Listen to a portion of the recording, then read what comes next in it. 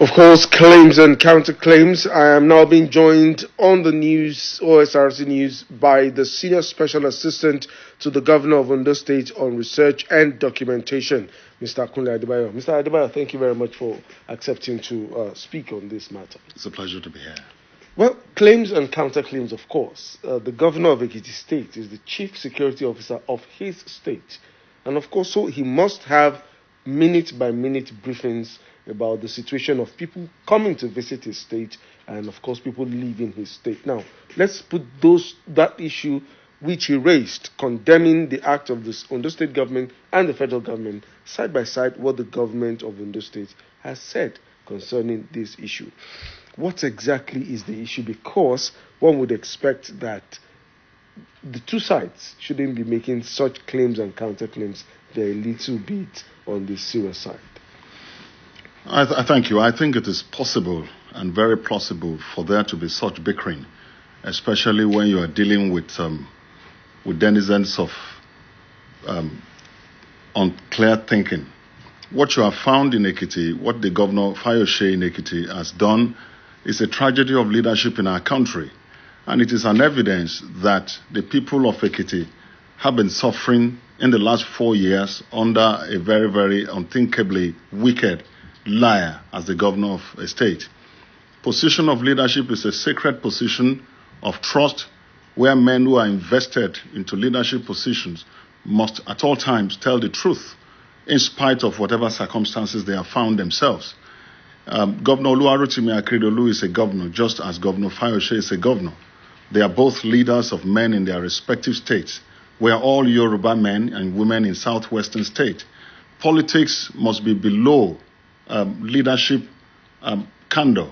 And what you have found Governor Ayodele Fayose done is to tell a lie against the truth, is to lie against the people, and is to exchange a very wicked intention for the good intentions of the federal government and all the people of Nigeria. It is not anything that anyone can hide. The people, leaders of PDP came. I saw the report that was done on your station just a few minutes ago. People of all known Nigerians in PDP came here for the rally in Ekiti State, and we all saw the aircraft. I was at the airport myself as a traveler, and I saw the exit. I saw the arrival of the PDP people led by Atiku Abubakar, former vice president of this country. Udom Emmanuel was there, and a couple of other people in the PDP, and they were all there happily. Came down, observed the airport protocols, and went on their way without let on hindrance to Ekiti State.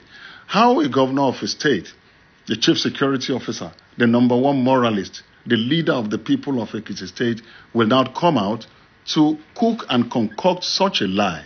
It is unthinkable. Let's come to the issues. Governor Fayose is chief security officer of the state.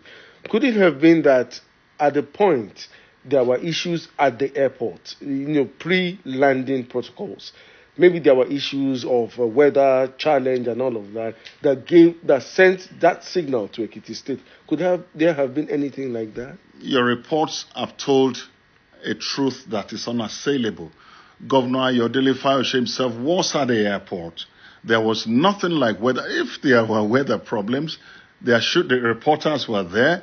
The angle to the reporting wouldn't be what Fayose is telling. There are 13 planes, we can see that on your screen. There are lots of planes that have landed, conveying the people of PDP. I think what we are seeing is the exhibition of inadequacy by a morally degenerate leader.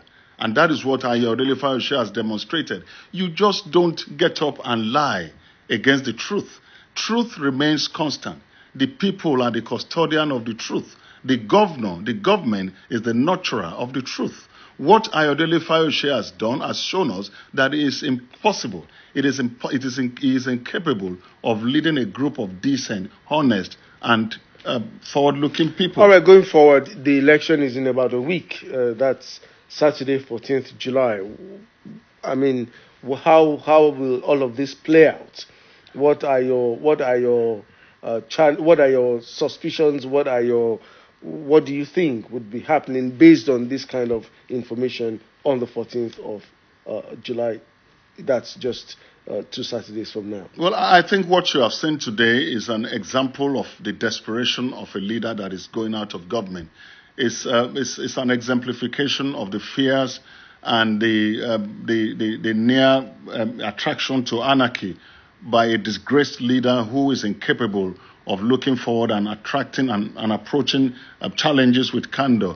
This is all towards the July 15 election. This is to cry wolf. This is to paint a picture of crisis in that state. Now, Ekiti State is not in crisis. The airport formalities yesterday in Akure did not show that there is evidence of such crisis. It does not lie in the mouth of the governor of Ekiti State to in fact say that. Atiku was here in this country, former vice president of Nigeria, and several other people were there. What you are seeing playing out is it's an evidence of a desperation of a man whose party is clear going to lose the election. The people of Ekiti State, from all we see in all the campaigns, appear to be tired of a season of lies and deception. So it's clear to us that the people of Ekiti State are on the right track. All right, I'll let you go now, but going forward also, let's look at the elections. Don't you think that the huge claims and counterclaims could actually affect the participation of the electorate in Ekiti State? I do not believe that. The people of Ekiti State, as well as their brothers in Ondo State, are men of courage. They are men who stand by what they believe. And what is all this are increasingly showing is that the people of Ekiti State are clear. They will have nothing to do with deception anymore. And the only way they can prove this, and they will prove this, is to troop out en masse to the venue of the elections and allow their thumbs to make a very loud voice in determining who becomes their leaders. It is clear that Ayodele Fayose and his ensemble of liars, of impostors, will not have their day, because the people of Ekiti State appear to be making up their minds. Mr. Adekunle Adebayo, Senior Special Assistant to the Governor of Ondo State on Research and Documentation, thank you very much for coming on OSRC News. My good pleasure. The news continues shortly. Please stay with us.